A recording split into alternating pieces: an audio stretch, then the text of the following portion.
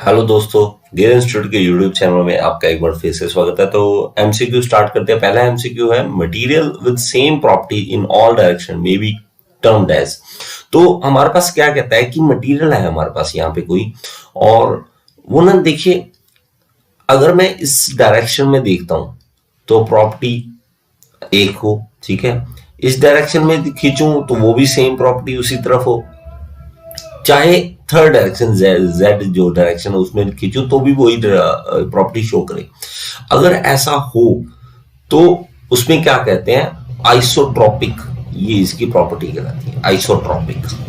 देखिए, एक मटेरियल मेरे पास यहाँ पे है, लेकिन इसको मैं इस तरफ से खींचता हूं तो अलग प्रॉपर्टी है इस डायरेक्शन में, एक्स डायरेक्शन में। वाई डायरेक्शन में अलग प्रॉपर्टी है, उसकी हार्डनेस, उसकी जो टेंसाइल स्ट्रेंथ है वो अलग है।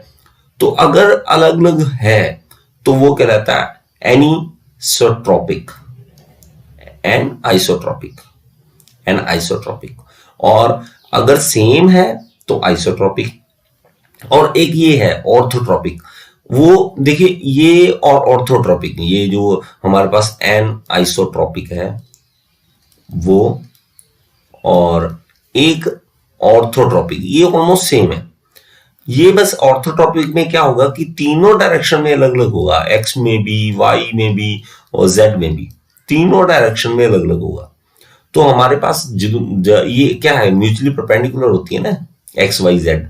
तो ये तीनों है अलग अलग, इसलिए इसका नाम ऑर्थोट्रॉपिक रखा होता है। लेकिन हमारे में क्या कुछ है कि same property in all direction, तो हमारा जो आंसर बन रहा है वो है आइसोट्रॉपिक। नेक्स्ट क्वेश्चन की ओर बढ़ते हैं। Second question, steel ball is used as indenter in which of the following test? तो इंडेंटर यूज कर रहा है हार्डनेस। देखिए, ये बात किसी कर रहा है कि हार्डनेस टेस्टिंग मशीन की बात कर रहा है। तो हार्डनेस टेस्टिंग मशीन में हमारे पास यहाँ पे एक इंडेंटर होता है, ठीक है। यहाँ पे हम बॉल कोई मान लो पीस रखते हैं जिसके ऊपर हम टेस्ट करना है, और यहाँ पे इंडेंटर होता है, ठीक है। यहाँ पे इंडेंटर होता है। तो अगर वो कहते हैं यहाँ पे बॉल लगी हो तो ये बॉल है, यहाँ पे इंडेंटर जो है वो बॉल है।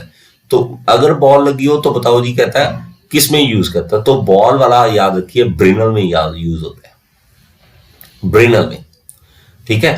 तो बी से, हाँ देखिए, बी बॉल, बी ब्रिनल, तो याद कर ले सकते इसे, ठीक है। अब रॉकवेल और विकर में कौन से इंडेंटर यूज होते हैं आप मुझे कमेंट में जरूर बताइए। नेक्स्ट क्वेश्चन की ओर बढ़ते हैं। In which of the following test specimen is in the form of cantilever beam? देखिए, कहता है कि ये टेस्ट हो रहे हैं, देखो आइजोड हो रहा है, रॉकवेल हार्डनेस टेस्ट, चारपी टेस्ट। तो ये जो टेस्ट हो रहे हैं इसमें कहता है कि जो स्पेसिमेन है, स्पेसिमेन मन जिसके ऊपर हम टेस्ट करना चाहते हैं, वो कैंटिलीवर बीम की तरह रखा होता है इन टेस्ट में। तो आपको मैं बताना चाहता हूं कि यहाँ पे मेरे पास ये देखिए इमेज है। तो ये है ऊपर जो वो चारपी टेस्ट कर रहा है, और ये कर रहा है आइजो टेस्ट। तो इंपैक्ट टेस्टिंग होती है, इंपैक्ट देखने के लिए इस तरह की मशीन होती है, आपने देखी होगी लैब में, तो सोम लैब में होती है ये। तो हम बस सिर्फ पोजीशन है कि इस तरह से अगर रख देंगे, देखिए ये तो एक सिंपली स्पोर्टेड बीम की तरह हो गया ना, ये रखा हुआ है। और ये कैसे होगा, देखो कैंटिलीवर बीम की हो गया ना, सेम कैंटिलीवर बीम की तरह। हम अगर इसको ऐसे ऐसे रख दे, मान लो इसको थोड़ा घुमा दूं मैं इस तरफ, ऐसे घुमा दूं, तो ये किस तरह से हो जाएगा, इस तरह से हो जाएगा ना। देखो यहां पे ये आ जाएगा, ये कैंटिलीवर बीम की तरह हो गया ना। तो कैंटिलीवर बीम की तरह किसमें हो रहा है, आइजोड, और सिंपली स्पोर्टेड की तरह हो रहा है चारपी में। और रॉकवेल हार्डनेस ये तो टेस्ट ही अलग है। तो हमारे पास जो आंसर आ रहा है वो हो रहा है आइजोड टेस्ट। तो हमारे पास आइजोड टेस्ट जो है वो आंसर होगा। नेक्स्ट क्वेश्चन को बढ़ते हैं। For the purpose of comparison the steam generation capacity of boiler is generally expressed in terms of. तो हमने क्या करना है कि देखना है कि कौन सा बॉयलर अच्छा है, ठीक है। कंपटीशन करवाना है, तो कंपटीशन करवाना है तो हमारे पास किलोग्राम पर आवर में हमारे पास यहाँ पे देखना होता है कि बैटर कौन सा है, कि 1 घंटे में कितने किलोग्राम स्टीम बन रही है, ठीक है। 1 किलोग्राम बन रही है, 2 किलोग्राम बन रही है, कितने केजी स्टीम बन रही है 1 आवर में, ठीक है। तो 1 घंटे में जितनी स्टीम बनेगी उसके हिसाब से हम उसको कंपेयर करेंगे कि बेटर कौन सा है। Upsetting is the term used in one of the following operation. तो अपसेटिंग किसमें यूज होता है वर्ड अपसेटिंग? ठीक है, बड़ा ये तो बोलते भी इकट्ठे हैं, अपसेटिंग फोर्जिंग। हम बोलते होते हैं ना टर्निंग, ना कास्टिंग, ना ड्रिलिंग, फोर्जिंग में। तो अपसेटिंग फोर्जिंग होती है, उसमें हम ये वाला वर्ड यूज करते हैं अपसेटिंग। तो फोर्जिंग हमारे पास इसका राइट आंसर होगा। नेक्स्ट क्वेश्चन की ओर बढ़ते हैं। An aircraft gas turbine operates on. तो इनमें से किस में यूज होता है? एयरक्राफ्ट जो है वो कौन सा साइकिल यूज करता है? एयरक्राफ्ट में गैस टर्बाइन है तो हमारे पास ब्रेटन साइकिल, याद कर लीजिए। ये कुछ साइकिल है यार, इसके लिए मैं अलग वीडियो बना दूंगा, उसमें आपको सारा क्लियर कर दूंगा, याद हो जाएंगे आपको। लेकिन अभी एक बार आप ये याद कर दीजिए कि ब्रेटन साइकिल के लिए यूज होता है। Feed in lathe is expressed in. तो फीड क्या है? देखिए यहां पे लेथ मशीन है और लेथ मशीन में ये रोटेट हो रहा है पार्ट, ये रोटेट हो रहा है और यहां पे मेरे पास टूल है। अब टूल दो तीन तरीके हैं इसके यार, मुझे ये अगर आपने प्रैक्टिकल कर रखा है ना तो बेटर होगा, अगर आपने प्रैक्टिकल देखा हुआ तो देखिए ये कितना अंदर की ओर कट मारेगा, कितना अंदर की ओर कट मारेगा, डेप्थ ऑफ कट कहते हैं उसे। और ये कितना आगे की ओर मूव करता रहेगा, ठीक है, धीरे धीरे आगे मूव करता रहेगा ना, ठीक है, उसको हम कहेंगे फीड। कितनी फीड दे रहे हो। तो इसमें क्या होता है कि कितने mm वो आगे बढ़ेगा, कितने mm आगे बढ़ेगा जब एक रेवोल्यूशन पूरी हो जाएगी, एक रेवोल्यूशन पूरी हो जाएगी। ये ऐसे रोटेट करेगा एक रेवोल्यूशन और ये कितने mm, 1 mm, आधा mm, 0.1 mm, कितने mm बढ़ जाएगा जब एक रेवोल्यूशन पूरी हो जाएगी। तो ये होता है mm पर रेवोल्यूशन, इसका आंसर होगा फीड। नेक्स्ट क्वेश्चन की ओर बढ़ते हैं। Refrigerator use in domestic refrigerator. तो जो रेफ्रिजरेंट यूज होता है घरों में, जो हमारे पास डोमेस्टिक जो है घरों में रेफ्रिजरेटर है, उसमें रेफ्रिजरेंट कौन सा यूज होता है? ना हवा, ठीक है, हवा नहीं होती, सल्फर डाइऑक्साइड नहीं होती, मीथेन नहीं होती, Freon is the right answer.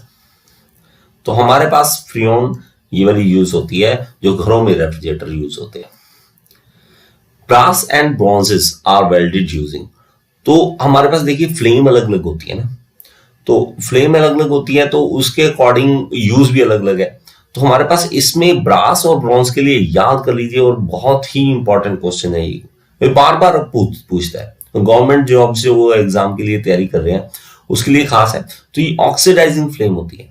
Next question है हमारा, micrometer has least count of. तो माइक्रोमीटर में लीस्ट काउंट कितना होता है? तो लीस्ट काउंट का मतलब क्या होता है? लीस्ट काउंट का मतलब भाई कम से कम कितना माप सकता है। तो देखिए वर्नियर कैलिपर जो होता है वो कम से कम माप सकता है 0.02 और माइक्रोमीटर कितना माप सकता है 0.01 mm। इतना कम माप सकता है यार, आप देख के देखो 1 mm कितना छोटा होता है। आपकी जो एक स्केल होता है ना, स्केल में देखना, स्केल में 1 mm कितना छोटा है, 1 mm का 100वां हिस्सा वो माप सकता है, माइक्रोमीटर माप सकता है। तो लीस्ट काउंट इसका होता है 0.01 mm। In upcut milling, the workpiece is fed। तो हमारे पास देखिए ये मिलिंग कटर होता है, यहाँ पे मिलिंग कटर है, ये चलता है, ठीक है, और यहाँ पे नीचे वर्कपीस होता है, यहाँ पे वर्कपीस है मेरे पास। अब इसने कट करना है, अगर तो इसकी रोटेशन देखिए इस तरफ है, ऐसे रोटेशन कर रहा है, और ये इस तरफ मूव कर रहा है, और ये कैसे काटेगा इसको? इस तरह से काटता रहेगा ये, ठीक है, इस तरह से काटता रहेगा, कटिंग करता रहेगा। और अगर ऑपोजिट डायरेक्शन में है, इसको कहते हैं अप कटिंग। देखिए पहाड़ पर चढ़ना, मैं एक तरह से इसको ये ऐसे याद कर रखा है कि मैं पहाड़ चढ़ रहा हूं, ठीक है, मैं पहाड़ चढ़ रहा हूं तो ऊपर जा रहा हूं ना ऐसे, तो जोर लग रहा है मेरा, अप जाने में जोर लग रहा है ऐसे। तो इस तरह मैंने याद कर रखा है कि इसको डायरेक्शन उल्ट होती है, रोटेशन इस तरफ होती है, ये इस तरफ होता है। तो इस तरह से जब होगा तो अपकट मिलिंग मशीन में ऑपरेशन कहते हैं अपकट मिलिंग। तो मेरे पास अगेंस्ट द रोटर कट होगा वर्कपीस का जो फीड होगा। अगर सेम डायरेक्शन में होगा कि मेरे पास कटर भी इसी डायरेक्शन में चल रहा है और मेरे पास यहाँ पे वर्कपीस जो है वो भी इसी डायरेक्शन में जा रहा है, इस तरह से कट कर रहे हैं हम, तो इसको कहते हैं down cut milling. Next question की ओर बढ़ते हैं। 12वां question, reducing flame is obtained in oxy acetylene welding is. तो देखिए जब रिड्यूसिंग फ्लेम होती है तो हमारे पास क्या कहेंगे रिड्यूसिंग फ्लेम में कि देखिए एक्सेस ऑफ ऑक्सीजन नहीं, तो वो तो ऑक्सीडाइजिंग हो गया। Equal parts of both gases नहीं, न्यूट्रल हो गया। अब इसमें देखिए एक्सेस ऑफ एसिटिलीन या रिड्यूस्ड एसिटिलीन, तो मेरे पास रिड्यूस एसिटिलीन होगा तो वो तो एक्सेस ऑक्सीजन हो जाएगा ना, तो यहां पे क्या आएगा एक्सेस ऑफ एसिटिलीन। ये इज द राइट आंसर, जो सी है वो राइट आंसर हो जाएगा। नेक्स्ट क्वेश्चन की ओर बढ़ते हैं। Static friction is always dash than dynamic friction. तो मैं क्या कहता हूं, ये देखिए मेरे पास स्टैटिक फ्रिक्शन क्या है कि यहाँ पे यार देखिए कोई चीज मान ली कार को सबने धक्का मारा होता है यार, है ना, कार बस हमने सबने धक्के मारे, क्या करें कभी ना कहीं कोई ना कोई चीज खराब मिल जाती है तो हम सब ना धक्का मारते हैं। पहले हिलती नहीं कार, जो बस या कार हिलती नहीं है स्टार्टिंग में, लेकिन एक बार अगर हिल जाए, हम स्टार्टिंग में जोर लगाते हैं, पूरा जोर लगाते हैं, फिर कहते हैं 1 2 3 पूरा जोर लगा दिया, एक बार हिल जाती है, उसके बाद आराम से मूव करना शुरू कर देती है, हमारा जो फोर्स जो है वो कम हो जाता है। तो हम उसको इस तरह से शो कर देते हैं कि मेरे पास स्टैटिक फ्रिक्शन है, यहां तक आता है, एक लिमिट आ जाती है, उसके बाद ये डायनामिक फ्रिक्शन जो है वो नीचे आ जाता है। तो स्टैटिक फ्रिक्शन की लिमिट ज्यादा है, देखिए यहाँ पे स्टैटिक फ्रिक्शन, ये सारा डायनामिक फ्रिक्शन होता है, यहाँ पे ये डायनामिक फ्रिक्शन होता है। तो डायनामिक फ्रिक्शन हमेशा कम होता है, तो स्टैटिक फ्रिक्शन हमेशा ज्यादा होता है। तो हमारे पास क्या क्या आंसर आएगा, ग्रेटर देन। तो B is the right answer. 14th question है, the mechanical advantage of a lifting machine is the ratio of. देखिए मैं इसको बड़ा आराम से समझता हूं, क्या कहता हूं कि एडवांटेज, देखिए एडवांटेज क्या था, फायदा मिलना, फायदा मिल रहा है ना, तो मुझे फायदा मैकेनिकल तरीके से मिले, फायदा मिले, लेकिन हमारे पास मशीन क्या होती है, कोई भी, मैं यहां पे ये लीवर की तरह रिएक्ट करता हूं इसको, तो यहां पे लोड रखता हूं, तो लोड ये है और एफर्ट जो उठाने के लिए लग रहा है यहां पे लग रहा है एफर्ट। तो मेरे पास क्या होगा कि लोड ज्यादा से ज्यादा उठाया जाए, एफर्ट कम से कम लगे, हम क्या करेंगे, इसी एडवांटेज कहेंगे ना। तो मेरे पास इसका क्या आएगा, लोड ऊपर रखा जाए, मान लो मैं 100 न्यूटन का लोड लगाऊं यहाँ पे और एफर्ट लगाऊं सिर्फ 10 न्यूटन का, तो मेरे पास मैकेनिकल एडवांटेज कितनी आ गई, 10। फायदा मिल रहा है ना मैकेनिकली, मुझे 10 गुना फायदा मिल रहा है, तो मैं इसका आंसर लगाता हूं A, load lifted to effort applied. Next question के बढ़ते हैं। Petrol that detonates easily is called. तो इसमें जो ऑक्टेन है वो कम होगा तो पेट्रोल डेटोनेट इजीली कर देगा, तो हमारे पास लो ऑक्टेन पेट्रोल जो है इसका राइट आंसर होगा। इसी तरह से तैयारी लगे रहिए भाई और शेयर जरूर करिए मेरी video. Thank you so much.